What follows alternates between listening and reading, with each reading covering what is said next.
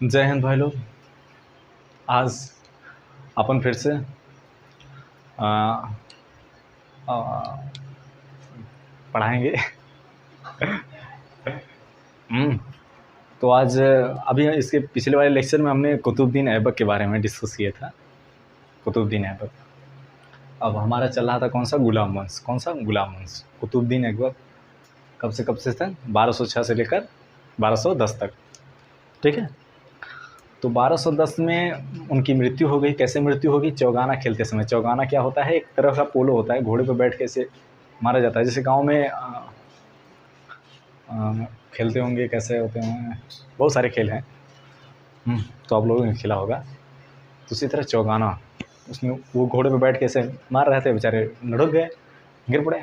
और जब गिर पड़े तो भाई साहब, घोड़ों की रेस बहुत सारे लोग खेलते हैं, उसमें घोड़े ने खचर दिया। तो फिर सब देख रहे हैं, भाई साहब सरदार कहाँ गए? सरदार वाला घोड़ा तो आगे निकल गया। देख रहे हैं, अरे सरदार बोले भाई साहब यहाँ है। सरदार बोले यहाँ है भाई, तो उठाए, देखे यार सरदार तो खुदा हाफिज बोल चुके हैं। तो 1210 में उसकी मृत्यु हो गई। चौगाना खेलते समय। तो क्वेश्चन आ सकता है कि भाई साहब ऐसा कौन सा राजा था जो खेलते समय जिसकी मृत्यु हो गई थी? तो आप लोग मार दीजिए कुतुबुद्दीन ऐबक। हाँ, खेल भी नहीं पाया बेचारा, तो इसलिए खेल बढ़िया से खेलो, लगेगा हाँ खेल रहे हो। हाँ, तो अपन आज किसके बारे में पढ़ाते हैं? उसके बाद कौन आएगा? इल्तुतमिश। ठीक है। इसके बाद कौन आया? इल्तुतमिश आया। इसके बाद कौन सा है? कुतुबुद्दीन ऐबक का गुलाम। देखिए क्या है, गुलाम वंश में परंपरा है कि एक के बाद एक, इसीलिए गुलाम का नाम पड़ा है। एक के बाद एक गुलाम बनेंगे और उसके बाद दामाद बनेंगे। ठीक है। तो कुतुबुद्दीन किसके गुलाम थे? गुलाम थे ये, अरे सॉरी, इल्तुतमिश किसके गुलाम थे? ये ऐबक के, कुतुबुद्दीन ऐबक के गुलाम थे। और दामाद भी थे। क्या थे? दामाद भी थे। तो कुतुबुद्दीन कौन? इल्तुतमिश दामाद भी थे और गुलाम भी थे। किसके थे? कुतुबुद्दीन ऐबक के, कुतुबुद्दीन ऐबक के। तो जब इनकी डेथ हुई कुतुबुद्दीन ऐबक साहब की, तो ये 1211 में, 1211 से लेकर 1236 साल, 1236 तक, 1211 से लेकर 1236 तक, 1211 से लेकर 1236 तक, 1211 में इन्होंने कार्यभार संभाला। 1211 में कार्यभार संभाला, 1236 में इनकी डेथ हो गई थी। यानी कितना हो गया? 5 यानी 25 साल लगभग इन्होंने राज किया था, 25 साल। और ऐबक साहब ने कितना किया था? मुश्किल से 6 में थे, आए थे 10 में चले गए, मतलब 4 साल। ठीक है। इनसे ज़्यादा तो हमारे प्राइम मिनिस्टर नरेंद्र मोदी जी कर चुके हैं, 10 साल। अभी प्रयास जारी है। तो 1211 से लेकर 1236 में कौन? इल्तुतमिश आए। तो इल्तुतमिश आए, तो इल्तुतमिश देखिए, जो जैसे कुतुबुद्दीन ऐबक साहब ने क्या किए थे, मुगल वंश की स्थापना की थी। लेकिन कुतुबुद्दीन ने, इल्तुतमिश ने काफ़ी कुछ इसमें बढ़ाया, काफ़ी कुछ नया लाया, काफ़ी इसने लड़ाइयाँ लड़ी और उसके बाद काफ़ी कुछ का निर्माण कराया। तो उसके बारे में सबसे पहले हम देख लेते हैं क्या, कि जब इसने राजा बना तो उसने सबसे पहले राजधानी, क्योंकि राजा की भाई साहब राजधानी होती है, क्या होती है? राजधानी होती है। इसने राजधानी को लाहौर से कहाँ लिया? दिल्ली। लाहौर से कहाँ लाया? दिल्ली लाया। कहाँ से? लाहौर से इन्होंने कहाँ लाया? दिल्ली लाया। लाहौर से दिल्ली। ठीक है, लाहौर से दिल्ली। अब कुतुबुद्दीन ऐबक में राजधानी कहाँ थी? लाहौर थी। क्वेश्चन पूछ सकता है भाई साहब, लाहौर से दिल्ली, जैसे लाहौर से दिल्ली किसने लाया था? इल्तुतमिश ने। तो मुगल साम्राज्य में क्वेश्चन आएगा कि मुगल साम्राज्य में, सॉरी मुगल नहीं है, गुलाम वंश में सर्वप्रथम राजधानी दिल्ली किसने बनवाया था? सर्वप्रथम दिल्ली को राजधानी किसने बनाया था? तो इल्तुतमिश ने बनाया था। किसने बनाया था? इल्तुतमिश ने। सर्वप्रथम दिल्ली को राजधानी किसने बनाया था? इल्तुतमिश ने बनाया था। इल्तुतमिश ने लाहौर से दिल्ली लाया। अब उसके बाद जब इसने दिल्ली लाया तो क्या होता था, पहले ऐबक साहब ने क्या किया था? सुल्तान की उपाधि नहीं ली थी। फिर उसके बाद इन्होंने कोई वो सिक्के नहीं चलवाए थे। और तीसरा क्या किया था? इन्होंने खुतबा नहीं जारी करवाया था, खुतबा नहीं पढ़वाया था। तो भाई साहब, एक आइडियल राजा को होने के लिए उस समय ये कंडीशन थी। एक आइडियल, मतलब कंडीशन नहीं, जनरली ऐसा माना जाता है, ऐसा मतलब अगर आप करेंगे तो आप आपको माना जाएगा भाई साहब आप अच्छे राजा हैं और उसके बाद आप काफ़ी कुछ अच्छा काम किए हैं, ठीक है। तो कुतुबुद्दीन ऐबक साहब क्या थे, सुल्तान की उपाधि नहीं धारण किए थे, ये सिक्के भी नहीं चलवाए थे, खुतबा भी नहीं पढ़वाए थे। तो भाई साहब ये तो मतलब उस लेवल के राजा नहीं बन पाए थे। अब चूँकि इनको बनना था तो इन्होंने क्या किया, सुल्तान की उपाधि ग्रहण की, सुल्तान की उपाधि ग्रहण की। तो क्वेश्चन आएगा कि मुगल वंश में सर्वप्रथम सुल्तान की उपाधि किसने धारण की थी। मुगल वंश में सर्वप्रथम सुल्तान की उपाधि किसने धारण की थी, तो इल्तुतमिश ने धारण की थी। किसने किया था, इल्तुतमिश ने। किसने किया था, इल्तुतमिश ने। तो सर्वप्रथम सुल्तान की उपाधि किसने धारण की थी, इल्तुतमिश ने। सर्वप्रथम सुल्तान की उपाधि किसने धारण की थी, इल्तुतमिश ने, ठीक है। किसने धारण की थी, इल्तुतमिश ने। इल्तुतमिश। तो सर्वप्रथम दिल्ली को राजधानी इल्तुतमिश ने बनाया था। सर्वप्रथम सुल्तान की उपाधि इल्तुतमिश ने धारण की। ये क्या, हाँ लेकिन ये जानते रहिए मुगल वंश में, सॉरी यार मुगल बार बार क्यों आ जा रहा है, गुलाम वंश में, क्योंकि गुलाम वंश में देखो, गुलाम वंश में कहाँ है, गुलाम वंश में, ठीक है। गुलाम वंश में सर्वप्रथम सुल्तान की उपाधि इल्तुतमिश से। इनसे पहले एक राजा सुल्तान की उपाधि पा चुके हैं, कौन, महमूद गजनवी। कौन, महमूद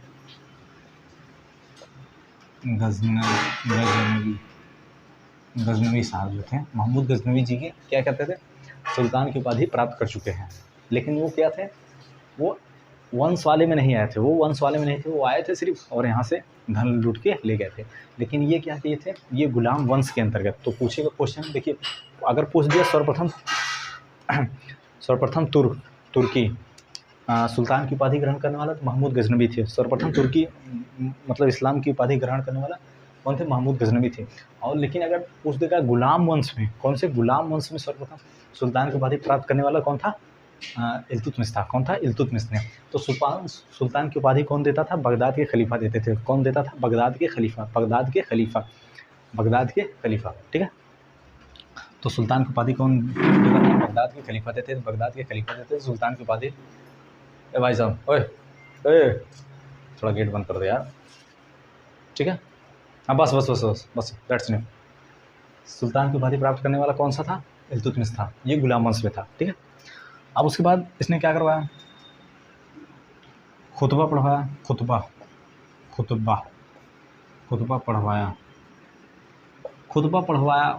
ठीक है। खुतबा पढ़वाने का मतलब क्या होता है, जैसे प्रचार, जैसे धार्मिक जो जो मदरसे थे, जहाँ शिक्षा व्यवस्था थी, वहाँ राजा के बारे में जो एक प्रकार से शिक्षा होती थी। जैसे अभी हमारे यहाँ जो महान व्यक्तित्व नाम की एक मतलब जैसे कि प्राइमरी मिडिल वाले में आप लोगों को देखा होगा कि एक पुस्तक चलती है जो महान व्यक्तित्व नाम से, वो एक प्रकार से खुतबा में ही आ सकता है, क्योंकि उसमें जैसे महान व्यक्ति, इसमें कई सारे लोगों को महानता के बारे में बताया जाता है। लेकिन इस समय खुतबा के अंदर किसकी बताई जाती थी, केवल राजा की बताई जाती थी। किसकी बताई जाती थी, केवल राजा की बताई जाती थी। राजा कौन था उसमें, इल्तुतमिश ने।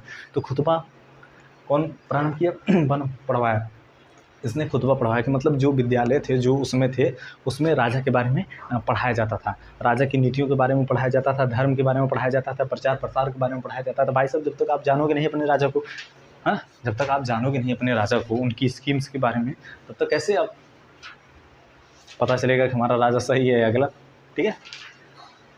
हाँ, तो सुल्तान की उपाधि, खुतबा पढ़वाया, फिर इसने सिक्का जारी करवाया। क्या किया, सिक्के इसने सिक्के जारी किए।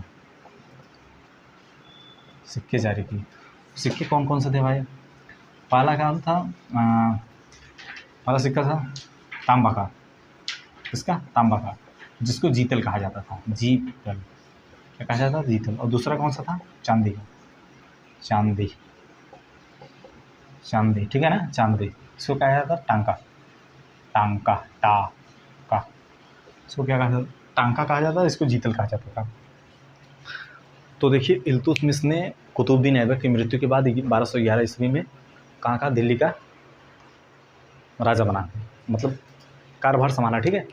फिर उसके बाद इसने क्या किया, इसने सर्वप्रथम लाहौर से दिल्ली को मतलब राजधानी शिफ्ट की, दिल्ली राजधानी कहाँ शिफ्ट किया, दिल्ली किया। फिर उसके बाद इसने सुल्तान की उपाधि ग्रहण की। सुल्तान की उपाधि मुगल वंश में सर्वप्रथम किस राजा को मिली थी, इल्तुतमिश को। फिर उसके बाद इन्होंने क्या किया कि खुतबा पढ़वाया। खुतबा क्या होता है, एक ऐसी प्रणाली होती है जिसमें राजा के बारे में सभी मतलब को बताया जाता है, मतलब पढ़ाया जाता है, ठीक है, ऐसी प्रणाली होती है। फिर उसके बाद इसने क्या किया, सिक्के जारी करवाए। इसने क्या किया, सिक्के जारी करवाए। सिक्के दो प्रकार से होते थे, एक तांबा के होते हैं, एक चांदी के होते थे। तांबा वाले को जीतल कहा जाता था, चांदी वाले को टांका कहा जाता था। तांबा वाले को क्या कहा जाता था, जीतल कहा जाता था, और चांदी वाले को टांका कहा जाता था। चांदी वाले को क्या कहा जाता था, टांका कहा जाता था। चांदी वाले को क्या कहा जाता था, टांका कहा जाता था, ठीक है। तो अब इसने हो गया, अब सुल्तान इतना तो हो गया। अब इसने क्या किया था, इसने कुतुब मीनार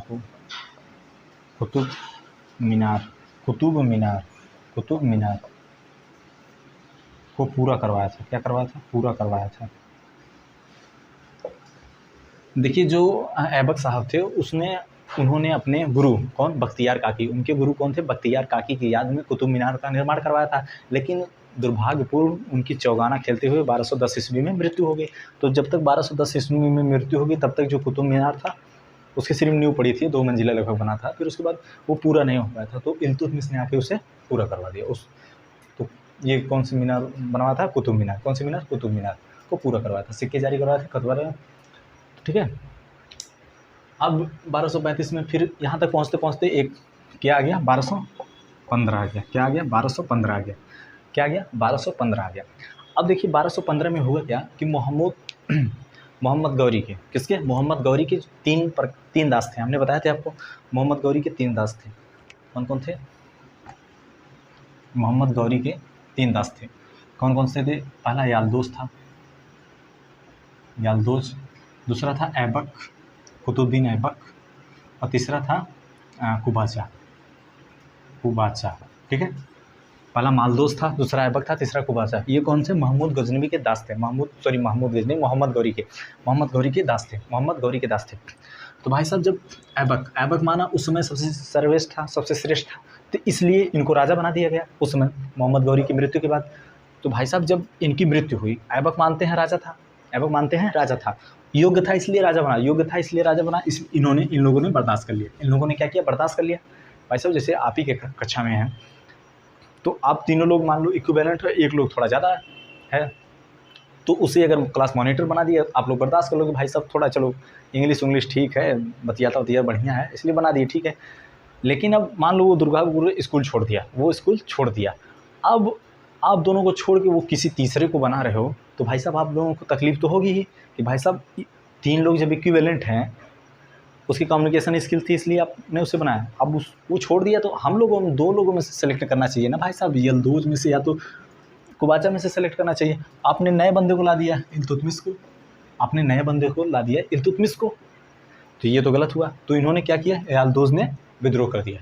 किसने, यालदोज ने। देखिए कई किताबों में लिखा है यालदोज ने विद्रोह किया, कई किताबों में कुबाचा में विद्रोह किया, लेकिन जो हमारा जिसका हम बेस है वो यालदोज लेके चलते हैं, ठीक है। जो तो अपन यालदोज लेके चलता है। तो 1215 में यालदोज ने आक्रमण कर दिया, मतलब यह किया, यालदोज ने विद्रोह कर दिया, भाई साहब अपन राजा बनेगा। तो इल्तुतमिश को पता चला गया यार ये तो दिक्कत हो गया। फिर एक बहुत भयानक युद्ध हुआ, कौन सा, 1215 में तराइन का। अब देखिए तराइन का 2 युद्ध हो चुके थे, 2 युद्ध इससे पहले हो चुके थे। कौन कौन से, तराइन का प्रथम युद्ध 1191, तराइन का प्रथम युद्ध 1191, मोहम्मद गौरी और पृथ्वीराज चौहान की विजय हुई थी। फिर दूसरा युद्ध कौन सा, मोहम्मद गौरी और पृथ्वीराज चौहान के बीच में, 1192 में हुआ था। इसमें मोहम्मद गौरी जीत गया। अब 2 युद्ध हो चुके थे, तो ये कौन सा होगा, तीसरा युद्ध होगा यार।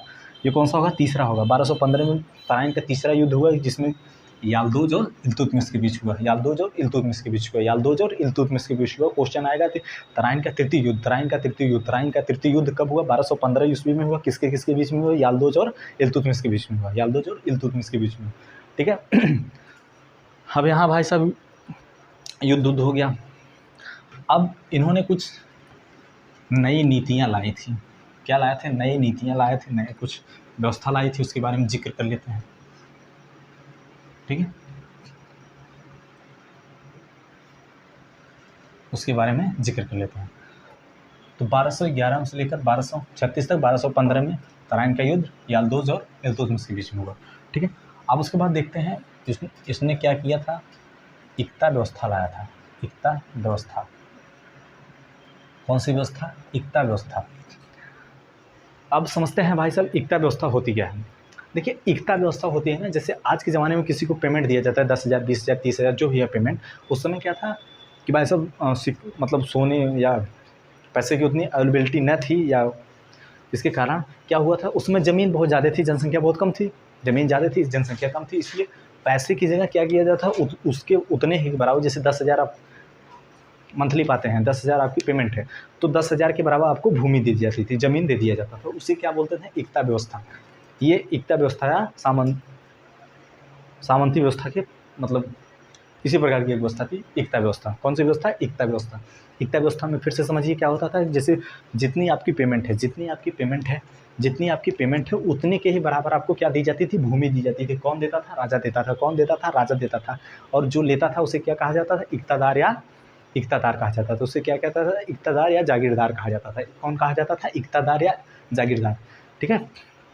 तो एकता व्यवस्था क्या थी कि नगद के बदले आपको भूमि मिलती थी, नगद के बदले आपको भूमि मिलती थी, नगद के बदले आपको भूमि मिलती थी। एकता व्यवस्था। तो भूमि कौन प्राप्त करता था? इक्तादार। और देता कौन था? राजा देता था। ठीक है। एकता व्यवस्था लाया, ये समझ आ गया। अब दूसरा देखते हैं, इसने 40सा दल बनाया था। 40सा दल। 40सा दल क्या है कि मतलब इसने 40 तुर्की सरदारों का, जो इसके गुलाम थे, गुलाम लोग जो जहाँ से बढ़िया बढ़िया थे, उनको सेलेक्ट करके, जैसे होता है ना भाई साहब, अब कोई भी हो वो अपने, जैसे माननीय प्रधानमंत्री जी हैं, मुख्यमंत्री जी हैं, ये सब क्या रखते हैं अपने सेक्रेटरी रखते हैं ना, बढ़िया बढ़िया जो लोग उनकी राय देते हैं, तो उसी प्रकार ये सब 40सा दल था। 40सा दल था, 40 तुर्क सरदारों का दल था, जिसमें क्या करते थे, जो इसे राय देते थे, भाई साहब ऐसे करिए ऐसे करिए, तो इसे क्या बोला गया? तुर्कान तुर्कान चिहलगानी। तुर्कान चिहलगान इसे क्या बोला? तुर्कान चिहलगान या चिहलगानी कहा गया है। ठीक है। तुर्कान चिहलगान या तुर्कान चिहलगानी, तुर्कान चिहलगान या तुर्कान चिहलगानी। ठीक है। इसको बोला गया। ये बहुत इंपॉर्टेंट क्वेश्चन है। ये क्या है? बहुत इंपॉर्टेंट क्वेश्चन है। ये इंपॉर्टेंट है। ये आएगा, ये आएगा, ये आएगा, ये आएगा। अब अबे इतना सीरियस मत हो जाओ भाई साहब। ठीक है। देखिए ये तुर्कान चिहलगानी ये क्या है? ये एक ऐसी व्यवस्था है जो तुर्क सरदारों, 40 तुर्क सरदारों का एक समूह था, जो क्या राजा को राय देने के लिए बनाया गया था। ठीक है। तो इसे तुर्कान चिहलगानी, इसने पहली एकता व्यवस्था चालू की, दूसरी तुर्कान चिहलगानी। तो क्वेश्चन आएगा भाई साहब, तुर्कान चिहलगानी व्यवस्था है क्या? तो तुर्कान चिहलगानी व्यवस्था एक 40 सरदारों की, 40 तुर्क सरकारों की क्या है, एक संगठन है जो राजा के मंत्रिमंडल को मतलब राय देते थे। ठीक है। अब इसने तुर्कान चिहलगानी को चालू किसने किया था? तुर्कान चिहलगानी को लागू किसने किया था? तो ये इल्तुतमिश। एकता व्यवस्था को लागू किसने किया था? इल्तुतमिश। एकता व्यवस्था को लागू किसने किया था? तो इल्तुतमिश ने।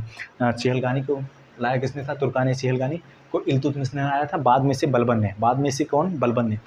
तो शुरुआत किसने की थी? इल्तुतमिश ने। बंद किसने किया? बलबन ने। दोनों जानते रहिए, इंपॉर्टेंट है, कंपटीशन में मिलेगा। ठीक है। 40 दल, 40सा दल, इसे 40 तुर्की सरदार से इन्हें तुर्कान चिहलगानी कहा गया। ठीक है। अब फिर उसने क्या किया था?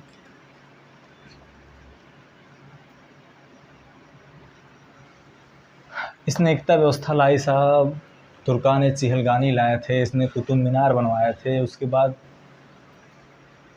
इनकी मृत्यु हो गई।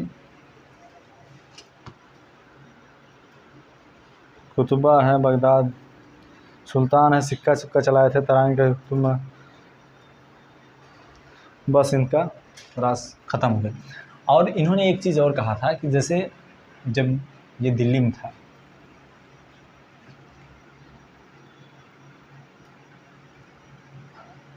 ये ऐसे होता है,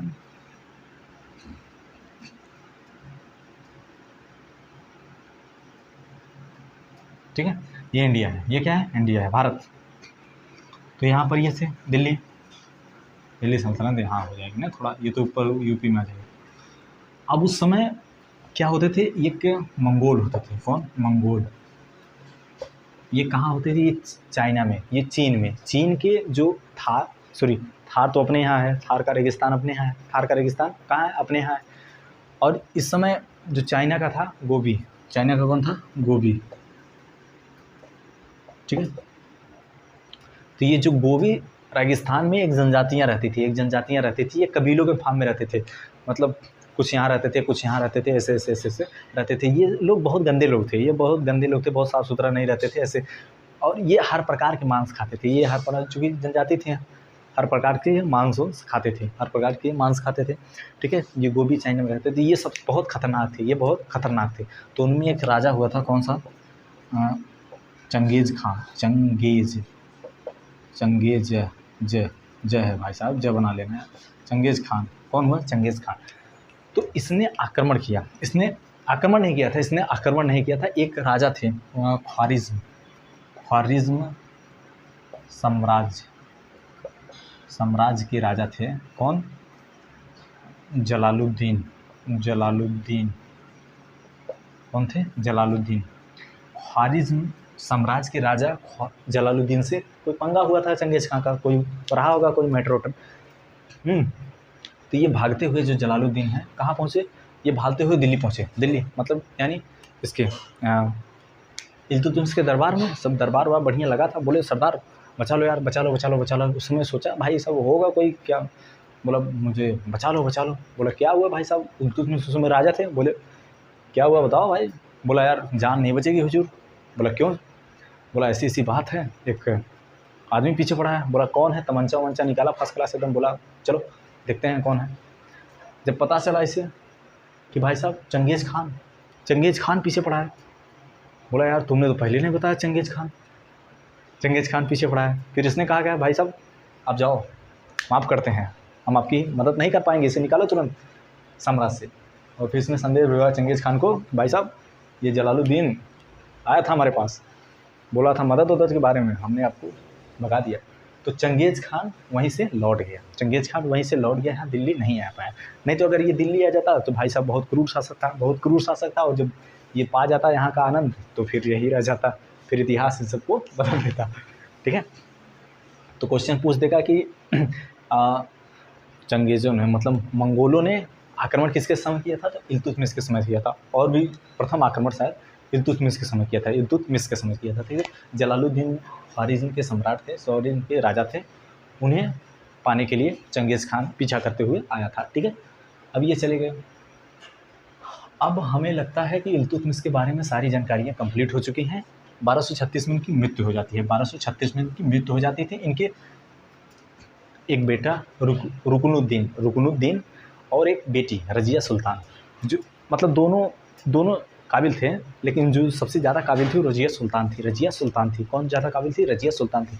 तो इनका जो मतलब मानना था कि भाई साहब मेरी मृत्यु के बाद हमारी बेटी को, रज़िया सुल्तान को बादशाह बनाया जाए, मतलब सिंहासन पे बैठाया जाए, सरकार बनाया जाए। लेकिन उस समय इतनी मतलब नारी व्यवस्था मतलब ठीक नहीं थी, महिला सशक्तिकरण ये सब दुनिया भर के मुद्दे नहीं आए थे। उसमें वुमेन हेल्पलाइन नहीं चला करती थी, ठीक है। हाँ, तो उस समय महिला का मतलब जो एक सामाजिक दायरा था वो एक घर तक ही सीमित था, वो राजा हो जाए या शिक्षा उच्छा तक वो बहुत विशेष नहीं था। तो इन्होंने कहा कि चले गए, भाई साहब मर गए। और ये जो 40 दुर्गान चिहलगानी बनाए थे, इनको ये बात हजम नहीं हो रही थी। बोले यार सरदार ये कैसा डिसीजन लेके चले गए हैं कि रज़िया सुल्तान को बताया जाए, बताइए अब हमारे दरबार में कोई महिला बनेगी, पुरुषों की कमी हो गई, बताओ यार ऐसा कैसे हो सकता है। तो इन्होंने पॉलिटिक्स किया और रुकनुद्दीन को, किसको? रुकनुद्दीन को। अब यहाँ से इनकी भाई साहब पूछने वाला कहाँ गया यार, यहाँ से किसकी? रुकनुद्दीन की कहानी शुरू होती। तो सरदार मर गए और इल्तुतमिश चले गए। अब इल्तुतमिश जब चले गए, यहाँ से आया कौन? रुकनुद्दीन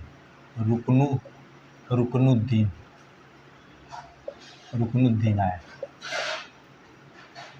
तो रुकनुद्दीन भाई साहब बना तो दिए 40 सरदारों ने मिलके बना दिए, लेकिन रुकनुद्दीन एक अयोग्य शासक थे। कौन थे? अयोग्य शासक थे। तो देखिए अब यहाँ से दो जिक्र मिलते हैं। पहला, कुछ बुकें कुछ और लिखती हैं, कुछ लोग कुछ बुकें कुछ और लिखती हैं, उन दोनों के बारे में हम चर्चा करते हैं, ठीक है। तो शाह कामरान, उनकी माता जो थी शाह कामरान, ठीक है, शाह कामरान। तो क्या हुआ, जब ये राजा बने नुकरुद्दीन, तो कुछ लोग कुछ बुकें लिख रहे हैं कि इनकी माता शाह तामरान का जो प्रभाव था इन पे बहुत हावी था। मतलब ये सिर्फ नाम के थे, ये सिर्फ नाम के थे, बाकी सिंहासन कौन चला रहा था? शाह तामरान जी इनकी माता जी चला रही थी, इनकी माता जी चला रही थी। ठीक है, तो इससे परेशान होकर जो सरदार थे 40 तुर्क सरदार ने इन्हें हटाकर किसे ला दिया? रजिया सुल्तान को। इन्हें हटाकर किसे ला दिया? रजिया सुल्तान को लाया।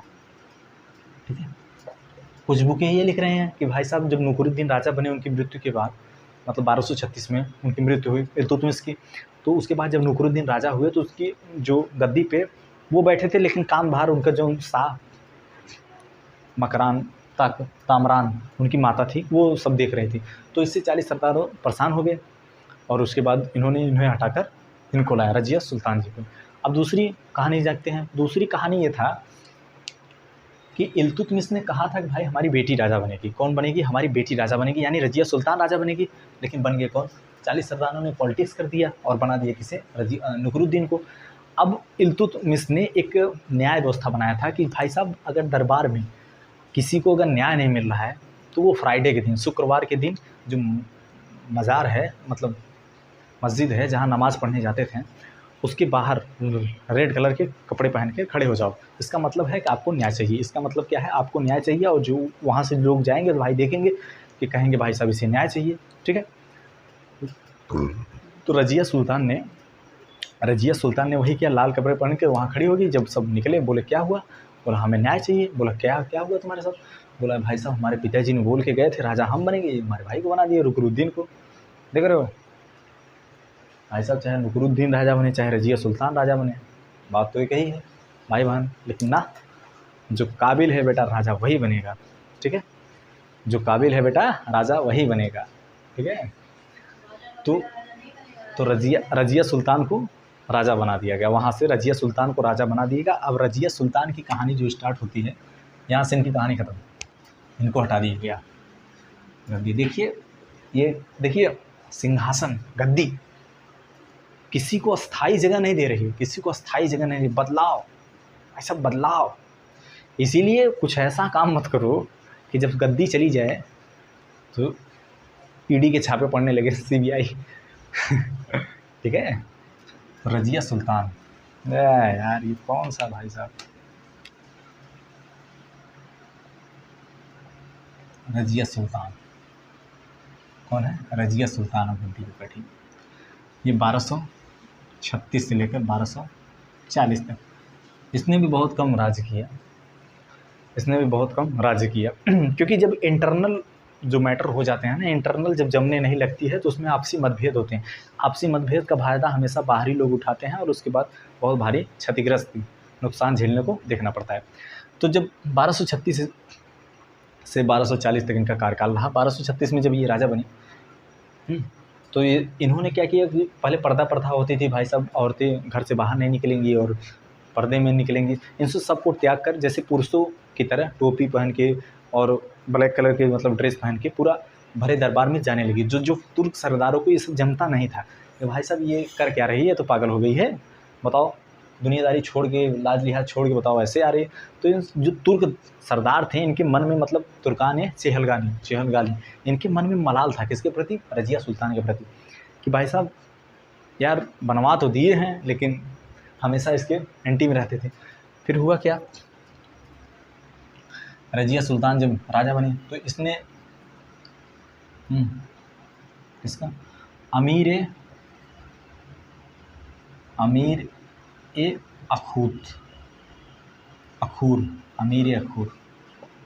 अखूर यानी क्या होता है? घोड़ों का सरदार। यानी क्या होता है? घोड़ों का सरदार। ये क्या है? घोड़ों का सरदार। अमीर अखूर यानी घोड़ों का सरदार। इसे किसको नियुक्त किया? मलिक। भाई साहब ये यार देखो क्या है आपका, मलिक जमालुद्दीन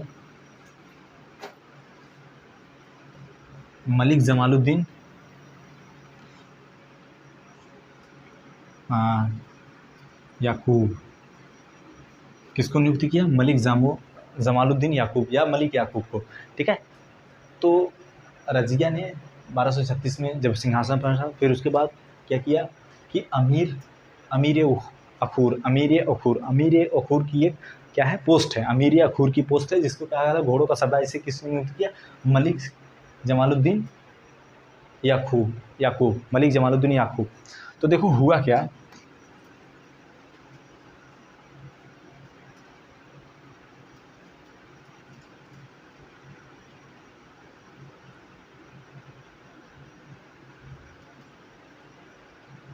ठीक है।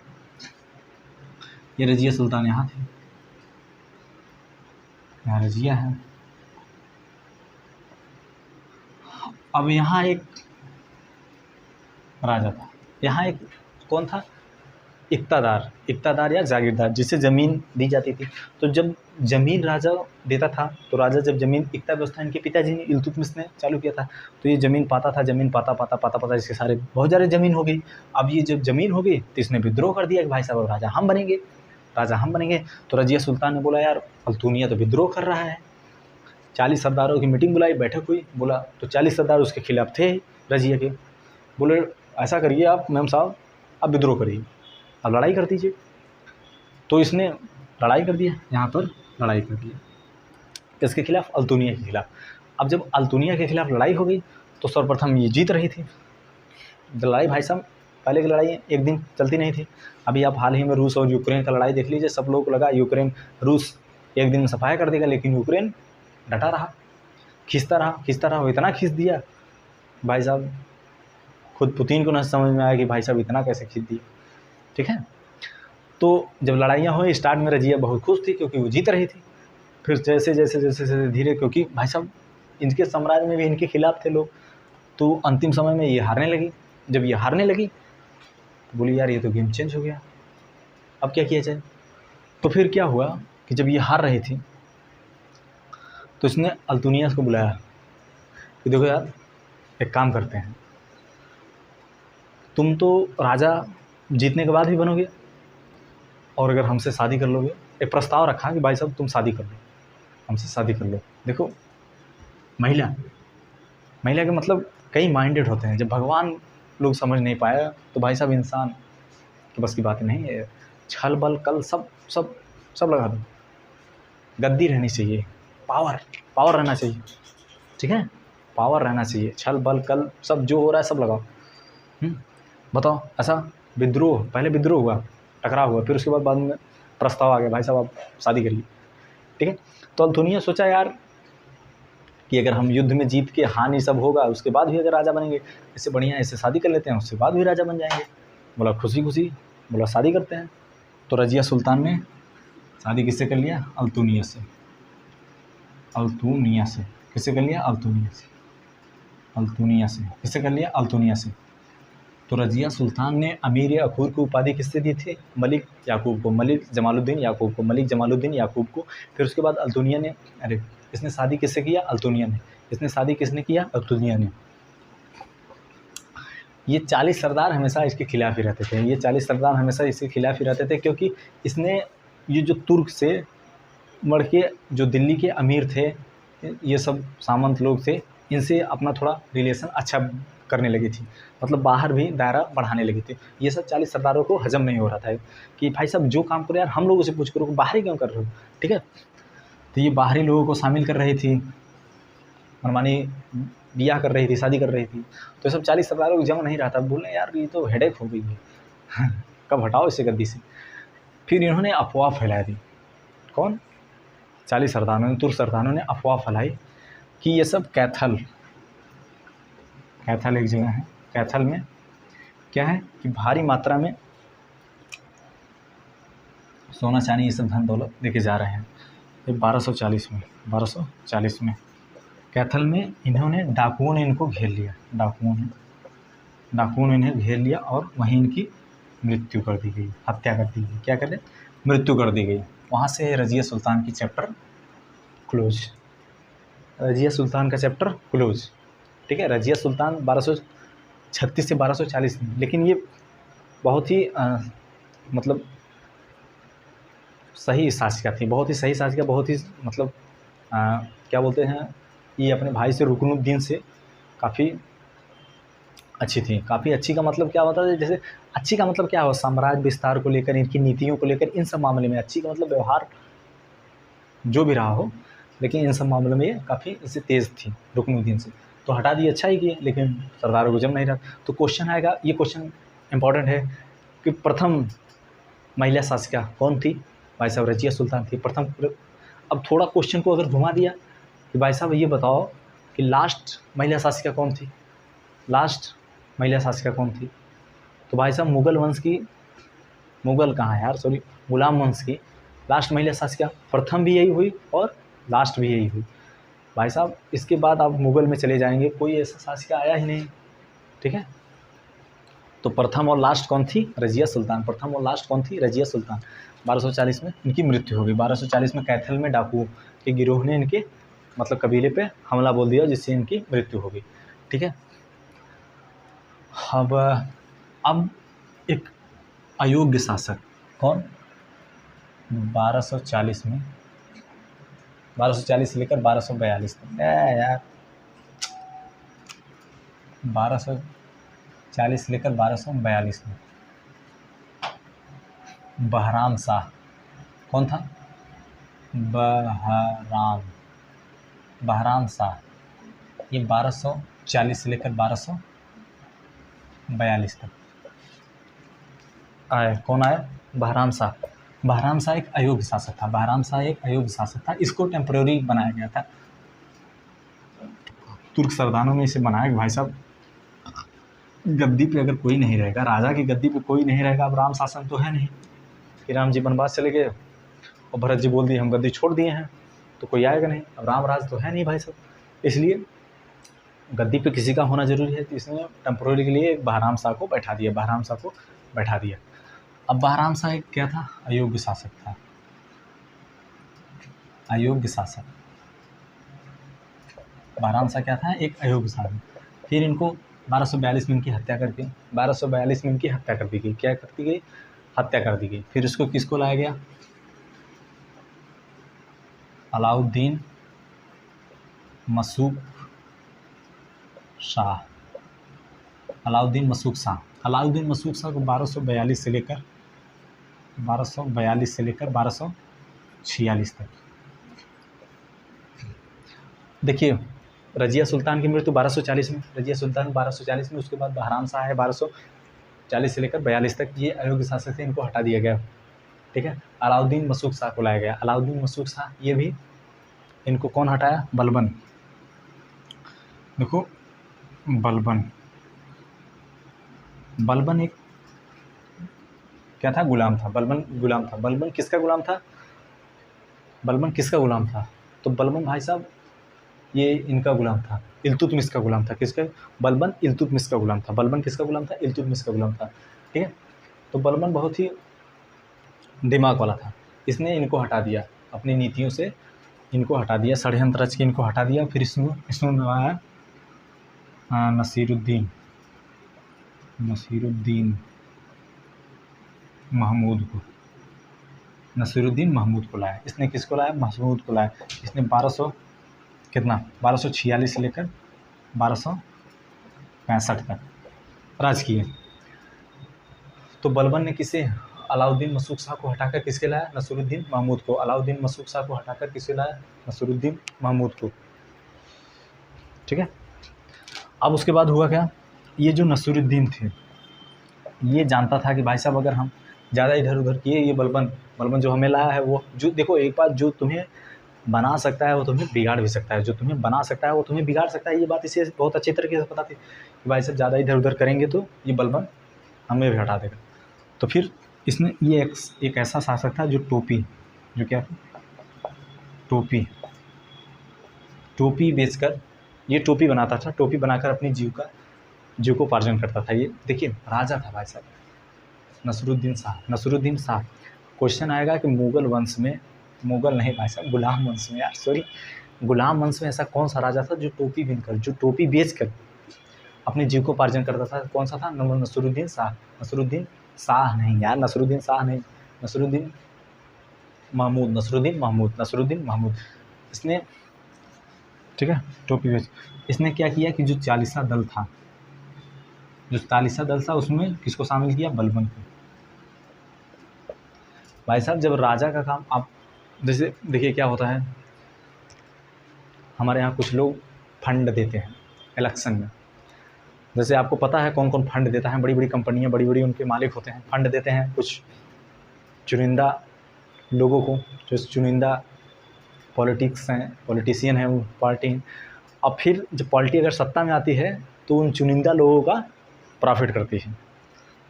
आप समझ रहे होंगे, हमें पता है, यकीन है, समझिए, ठीक है। तो उसी प्रकार जब भाई साहब नसरुद्दीन महमूद को बलबन ने बनाया, तो भाई साहब बलबन को भी तो कुछ प्रॉफिट होना चाहिए। तो बलबन को इन्होंने कहाँ लाया? चालीसा दल में। चालीसा दल में देखो तुर्की लोग थे चालीसा दल में, तो उनके ग्रुप में किसको शामिल किया गया? बलबन को शामिल किया गया, बलबन को शामिल किया गया। और इन्होंने क्या किया था? उलूग खान।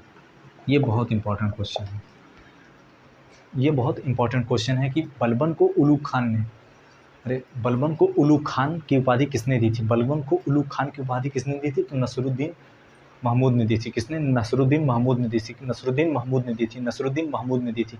किसने दी थी? उलूग खान की। ये इंपॉर्टेंट है, ये इंपॉर्टेंट है, बहुत इंपॉर्टेंट है। उलूग खान की उपाधि किसने दी थी? बलबन ने। फिर बाद में बलबन ने अपनी पुत्री का शादी किससे कर दिया? नसरुद्दीन शाह से, नसरुद्दीन महमूद से, नसरुद्दीन महमूद से, ठीक है। तो ये कैसा राजा था? ये टोपी मतलब बनाकर या बिनकर अपना जीविकोपार्जन करता था, ठीक है। फिर उसके बाद इसने चालीसा दल में बलबन को शामिल किया। इसने उलूग खां की क्या है? उपाधि किसको दी थी? बलबन को दी थी इसने, उलूग खान की। अब फिर उसके बाद जब ये गया 1265 में, अब यहाँ से बलबन आया। कौन? बलबन। यार क्या हो गया हमारे को? 1200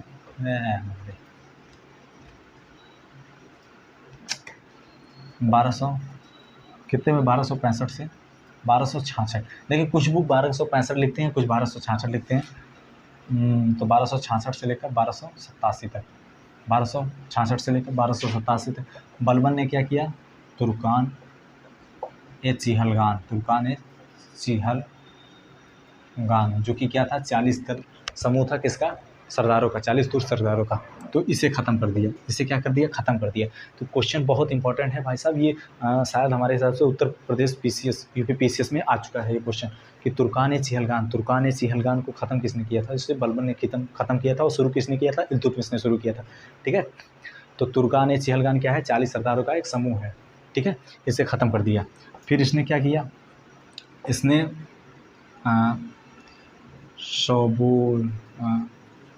इसने सिजदा और पैबोज की प्रथा लाई।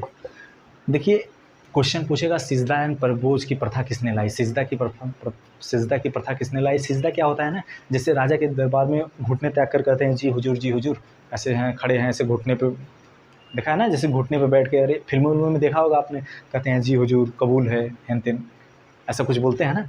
तो उसे क्या बोलता था? सिजदा बोला जाता था। उसे क्या बोलता था? सिजदा परंपरा, मतलब घुटने पे टेक के हुजूर सलाम करिए, ठीक है। इसे किसने लाया? बलबन ने लाया। और दूसरा है पैबोज मतलब देखिए, पैबोज मतलब पैर से रिलेटेड कुछ लग रहा है ना, पैबोज पैर। तो ये क्या होता था? सरदार के मतलब हुजूर की मतलब राजा के पैर को चूम कर उनकी मतलब गुणगान करना, व्याख्या करना या हेन तेन करना, भाई साहब, ठीक है। तो उसे क्या कहा जाता है? पैबोज कहा जाता है। मतलब जो राजा थे उनके पैरों को चूम के, राजा के पैरों को चूम के और उनके बारे में व्याख्या करना, उनके साम्राज्य, ये सब नीतियों के बारे में व्याख्या करना क्या कहा जाता था? उनकी मतलब एक प्रकार से बढ़ाई करना। तो चूमिए, देखिए ये जो बलबन था, इसको लगता था ना कि भगवान ने हमें जो है ईश्वर का मैं उत्तराधिकारी, मतलब ईश्वर ने हमें मानव मतलब यहाँ जो भेजा है वो क्या भेजा है? हमें उनका अपना दूध बना के भेजा है। क्या बना के भेजा है? दूध बना के भेजा है, ठीक है। इसलिए ये अपने आप को भगवान का एक मतलब अधिकारी समझता था कि भाई साहब हमारी डायरेक्ट कॉन्फ्रेंसिंग बात होती है, अगर तेरे को कोई दिक्कत आएगा तो अपन वीडियो कॉन्फ्रेंस करेगा, उधर से रिप्लाई आएगा, ऐसा मानता था। हाँ, इसने सिजदा और पैबोज की व्यवस्था की थी। इन्होंने एक नवरोज का फारसी, ये फारसियों का त्यौहार था, इसे फारसी रीति रिवाजों से नवरोज का त्यौहार प्रारंभ किया किसने? बलबन ने। तो ये बलबन 1266 से 1287 में 1266 से 1287 में तुर्कान चिहलगानी को ख़त्म किया। फिर उसमें सिजदा, और गाने में होता है ना, मैं तेरा सजदा करूं, सजदा ऐसा कुछ पैबोज या मतलब सजदे किए हैं लाखों लाखों दुआएं मांगी हैं, ऐसा कुछ गाना है। अब पता नहीं वो सजदा क्या है, ये सजदा क्या है, लेकिन ये सजदा जो है घुटने के बल पे शायद वही होगा, क्योंकि दुआ हुआ मांगते हैं। तो नवरोज़ है, ये फारसी है। नवरोज़ ये फारसियों का एक त्यौहार था। इन्होंने फारसी रीति रिवाज से एक त्यौहार चालू किया, उसे क्या बोलते हैं? नवरोज़ बोलते हैं उसे, नवरोज़। इसे बलबन को उलूग खान की उपाधि किसने दी थी? बलबन को उलूग खान की उपाधि, सब कुछ भूल जाना पर ये याद रखना, बलबन को उलूग खान की उपाधि किसने दी थी? वो नसरुद्दीन महमूद ने दी थी। नसरुद्दीन महमूद एक ऐसा राजा था जो अपनी टोपियों से अपनी जीविका, मतलब टोपी को बीनकर या बेचकर उससे अपना जीव को यापन करता था, ठीक है। तो बलबन को उलूग खान की उपाधि ये दिया। अब बलबन के बाद समझ लीजिए आप, ये जो गुलाम वंश का इसका अंत हो गया। इसके 2 राजा थे, वो एकदम अयोग्य राजा थे, कुछ कर ही नहीं पाए। तो उनको सबको भी देख लेते हैं। तो बलबन के बाद जो राजा हुए, कौन सा हुए थे यार? तो बलबन के बाद जो राजा हुए थे, बड़ा नाम उनका अजीब है, मुइनुजुद्दीन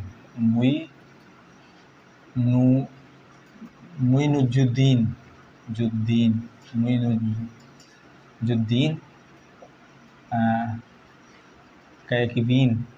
देखते हैं भाई साहब क्या नाम था उनका, बड़ा ऊट पटांग नाम था यार।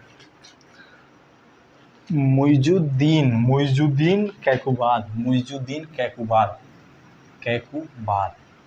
ये कहाँ से? 1287 से लेकर 1290 तक हुई। ये सब अयोग्य शासक थे। फिर उसके बाद सम्मुद्दीन, कौन हुआ? सम्मुद्दीन। कौन सा? सम्मुद्दीन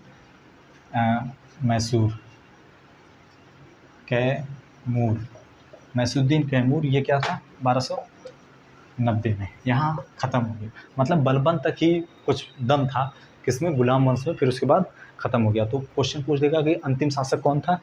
तो सम्मुद्दीन कैमूर 1290 में। तो 1206 से लेकर 1290 तक कौन चला? गुलाम वंश। प्रथम कौन था? कुतुबुद्दीन ऐबक। लास्ट कौन था? सम्मुद्दीन कैमूर। देखते हैं भाई साहब कुछ छूटा तो नहीं। अलाउद्दीन है, कैथल है, इल्तुतमिश देखिए तुर्किस्तान से आए हुए थे। कहाँ से आए थे? तुर्किस्तान से। ये इलबरी तुर्क थे। कौन से थे? इलबरी तुर्क थे। ये कहाँ से आए थे? तुर्किस्तान से इलबरी तुर्क थे। आलम शाह बने थे। उसके बाद उन्होंने राजधानी यहाँ बताई। हाँ, एक चीज़ और, इल्तुतमिश जब 1210 में इनकी हत्या हुई थी, जब ये मरे थे कुतुबुद्दीन ऐबक, तब ये बदायूं उत्तर प्रदेश में एक जगह है, ज़िला है, वहाँ के ये गवर्नर थे। कौन? इल्तुतमिश थे। तो 2 चीज़ छूटी थी। पहली चीज़ छूटी थी कि ये तुर्किस्तान से इलबरी तुर्क थे। तुर्किस्तान के इलबरी तुर्क थे कौन? इल्तुतमिश, ठीक है। और उसके बाद ये बदायूं के गवर्नर थे। बदायूं के क्या थे? गवर्नर थे, ठीक है। किसकी? 1210 में, जब कुतुबुद्दीन ऐबक की मृत्यु हुई। ठीक है। हाँ, ठीक है। प्रथम महिला शासिका पर्दा प्रधान, ठीक है भाई साहब। कुछ छूटा नहीं है जहाँ तक हमें लगता है। बलबन को उलूग खान की उपाधि दी इल्तुतमिश। बलबन ने अपनी इल्तुतमिश, मुइजुद्दीन, ठीक है। और सिजदा है पैबोज के बारे में, नवरोज उससे। हाँ, लौह और रक्त की नीति, ये भूल गए। बलबन ने लौह एवं रक्त की नीति, लौह और रक्त वाली नीति, मतलब जो इनका विरोध करे उसे तलवार से काट दो सीधा। लौह एवं रक्त की नीति अपनाई थी। और इसके अमीर हसन, अमीर खुसरो, 2 बहुत कवि थे। अमीर हसन और अमीर खुसरो। कौन थे? अमीर खुसरो बहुत फेमस कवि थे। इसके दरबार में एंटरटेनमेंट के लिए रखते थे सब। तो हमें लगता है सब कुछ हो चुका है। अब एक बार फिर से देख लेते हैं गुलाम वंश के बारे में। गुलाम वंश 1206 से लेकर 1210 तक कौन सा? कुतुबुद्दीन ऐबक। कुतुबुद्दीन ऐबक के गुरु कौन थे? बख्तियार काकी। उनकी याद में कुतुबुद्दीन ने क्या बनवाया था? कुतुब मीनार बनवाया था, जो कि पूरा नहीं हो पाया था। बाद में उसे इल्तुतमिश ने पूरा करवाया था। ठीक है। कुतुबुद्दीन ने सुल्तान की उपाधि नहीं ली थी, उसने कोई सिक्का नहीं चलाया था, और उसके बाद उसने एक खुतबा नहीं पढ़वाया था। ठीक है, खुतबा नहीं पढ़वाया था। खुतबा क्या होता है? एक मतलब अपने राजा को जानने के लिए एक मतलब जो स्कूल कॉलेज तो आज हैं यार, उस समय जो मकबरे थे, जो शिक्षण संस्थान थे, उसमें राजा के बारे में पढ़ाया जाता था। ठीक है, इसे खुतबा कहते थे। तो कुल्तु और उसने मस्जिद बनवाई थी कुतुबुद्दीन ऐबक ने भारत में इस्लामी परंपरा से प्रथम मस्जिद बनवाई थी। पहली मस्जिद बनाई थी, उसका नाम क्या था? कुव्वतुल इस्लाम था। ठीक है। तो कुतुब मीनार बनाया था, कुव्वतुल इस्लाम बनवाया था, और 2.5 दिन का झोपड़ा बनवाया था। फिर उसके 1210 में उसकी मृत्यु होगी, चौगाना खेलते हुए मृत्यु होगी। जब वहाँ मृत्यु होगी तो इल्तुतमिश बदायूं का क्या था? गवर्नर था। तो इल्तुतमिश कुतुबुद्दीन का दास एवं दामाद था। कुतुबुद्दीन का गुलाम, दास और गुलाम में बहुत डिफरेंस है। ठीक है। तो ये गुलाम था। तो गुलाम था और दामाद था। तो इसने 1211 में गद्दी संभाली। ये उनसे योग्य शासक था, कुतुबुद्दीन से ये योग्य शासक था। फिर इसने राजधानी को ट्रांसफ़र किया, कहाँ लाया? दिल्ली लाया। और उसके बाद जब राजधानी को दिल्ली लाया, फिर उसके बाद ये क्या सुल्तान की उपाधि धारण की। तो गुलाम वंश में प्रथम सुल्तान की उपाधि किसे प्राप्त हुई थी? इल्तुतमिश को। किसे प्राप्त हुई थी? इल्तुतमिश ने। फिर सुल्तान की उपाधि पर आया, इसने खुतबा पढ़वाया, खुतबा अपने बारे में सबको जानवाया। ठीक है। फिर उसके बाद इसने सिक्का चलाया। सिक्का 2 प्रकार के, पहला तांबा की जिसे जीतल कहा जाता था, दूसरा चांदी की जिसे टांका कहा जाता था। ठीक है। और फिर उसके बाद क्या था? इसकी 2 बेटी थी। इसने एकता व्यवस्था प्रारंभ की। एकता व्यवस्था क्या था कि भूमि जो सैलरी होती थी वो नगद के बदले भूमि में मिलती थी। फिर उसने 40 सरदारों का एक ग्रुप, तुर्की सरदारों का एक ग्रुप बनाया था, जिसे क्या कहा था? तुर्गाने चिहलगानी कहा जाता था। ठीक है। फिर उसके बाद इसने क्या किया था? इसके 2 बेटे थे, एक बेटा मतलब रुकनुद्दीन था, और उसके बाद रजिया सुल्तान था। तो रजिया सुल्तान योग्य थी और नुकरुद्दीन अयोग्य था। इसका मानना था कि रजिया सुल्तान हमारे मृत्यु के बाद शासक बने। और इसने क्या किया था? जैसे कुतुबुद्दीन ऐबक ने मस्जिद बनवाई थी प्रथम भारतीय संस्कृति में इस्लामिक पद्धति के द्वारा, उसने इस इल्तुतमिश ने मकबरा और गुंबद और ये सब क्या बोलते हैं, मकबरा हो गया, गुंबद हो गया, मीनार हो गया, इन सब को लाया था। कहाँ? इन सब को लाया था प्रथम। जैसे मकबरा कौन बनवाया था? ये सब जो इन सब की जो पद्धति थी, ये सब इल्तुतमिश ने लाया था भारत में। कौन लाया था? इल्तुतमिश ने लाया था। ठीक है। तो इल्तुतमिश हो गया। अब इल्तुतमिश से जब मृत्यु हुआ तो रुकनुद्दीन बन गया। रुकनुद्दीन ऐसा माना जाता है उसकी शाह तारकान उसकी माता थी, वो चलाती थी। फिर उनको हटा के रजिया सुल्तान को लाया गया। रजिया सुल्तान ने 1236 से लेकर 1240 तक रहा। तो रजिया सुल्तान ने अमीर याकूब, जिसको घोड़ों का सरदार, उसे मलिक याकूब को रखा था। फिर उसके बाद उसने अल्तुनिया से शादी कर ली। अल्तुनिया के शादी के बाद उसने कैथल में डाकुओं के गिरोह ने 1240 में मार दिया गया। फिर उसके बाद 1240 में एक अयोग्य शासक बहराम शाह को लाया गया। 1240 से 1242 तक इन्होंने राज किया। फिर उसके बाद इनको हटाकर अलाउद्दीन मसूक शाह को लाया गया। अलाउद्दीन मसूक शाह को इसने हटा दिया। बलबन ने अपनी नीतियों से इसने 1242 से लेकर 1246 तक राज किया। इसको हटा के इन्होंने बलबन ने किससे ला दिया? नसरुद्दीन मसूद। ये एक ऐसा राजा था जिसने टोपी बुनकर अपनी जीविका चलाता था। और इसने चालीसा दल जो था तुर्कान चिहलगानी, उसमें किसको शामिल किया? बलबन को शामिल किया। और इसने उलूग खान की उपाधि किसको दी थी? बलबन को दी थी। फिर उसके बाद 1265 में इसका साम्राज्य खत्म हुआ। 1265 में ख़त्म हुआ। ठीक है। फिर उसके बाद 1266 में कौन आए थे? बलबन थे। 1266 से लेकर 1287 तक। तो बलबन ने पहले क्या किया? जो तुर्कान चिहलगानी था, जो राय हुए देते थे, बोला बेटा तुम ही लोग जाओ, ख़त्म कर दिया। ठीक है, अपने फ्री माइंड से। उसका मानना था कि भाई साहब हम ईश्वर के दूत हैं, हम ईश्वर के अधिकारी हैं। और इसने पैबोज और कौन सी यार, सिजदा व्यवस्था चालू की थी। सिजदा व्यवस्था एक ऐसी व्यवस्था थी जिसमें घुटने के बल बैठकर सरदार को सलाम किया जाता था या उन्हें नमस्कार जी हुजूर जैसे भी होता है वो किया जाता था। और पैबोस में क्या था, उनके पैरों को चूमकर प्रणाम या दुआ जो भी की जाती थी वो किया जाता था। फिर इसने नवरोज़ जो कि फारसियों द्वारा एक फारसी मतलब रीति रिवाज द्वारा एक त्यौहार नवरोज़ को मनाया। फिर उसके बाद इन्होंने क्या किया, उलूग खान की बलबन को उलूग खान की उपाधि किसने दी थी, नसरुद्दीन महमूद शाह ने। फिर उसके बाद इसने लौह और रक्त की नीति अपनाई थी, मतलब जो इसके खिलाफ जाए तुरंत काट दो, ठीक है। फिर उसके बाद बलबन का 1287 में जब ख़त्म हुआ, जिसके बाद जो 2 शासक आए वो बहुत से अयोग्य शासक थे। तो मोइनुद्दीन कैकुवाद, कई बार आप ऐसे रिपीट करोगे ना तो आपको याद हो जाएगा। तो मोइनुद्दीन कैकुवाद 1287 से 1290 में था। 1287 ये सब अयोग्य शासक थे, कोई कुछ उखाड़ नहीं पाया, ठीक है। यहाँ से पतन चालू हो गया, यहाँ से मुगल गुलाम वंश का पतन चालू हो गया। फिर उसके बाद शंभुद्दीन कैमूर क्या थे 1290 में, ये अंतिम शासक थे। प्रथम कौन था, कुतुबुद्दीन ऐबक, जिसने स्थापना की थी। और उसके बाद शंभुद्दीन कैमूर जो थे सब उजाड़ के चले गए। अब इसके बाद कौन आएगा, मुगल आएंगे, ठीक है। तो बलबन के लौह रक्त अमीर खुसरो अमीर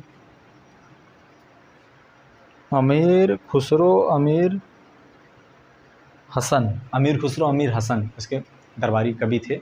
तो उम्मीद करते हैं आपको समझ में आया होगा मेरे प्यारे दोस्तों। और काफ़ी लंबी वीडियो हो गई है, हमें पता है। आप लोग देखिएगा, समझ में आएगा। जहाँ ना समझ में आए कमेंट करिएगा, भाई साहब अपन बताएगा।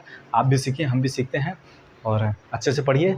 और कुछ है नहीं, इंटरेस्ट बहुत अच्छी चीज़ है इतिहास में, इतिहास को जानना बहुत ज़रूरी है, ठीक है। और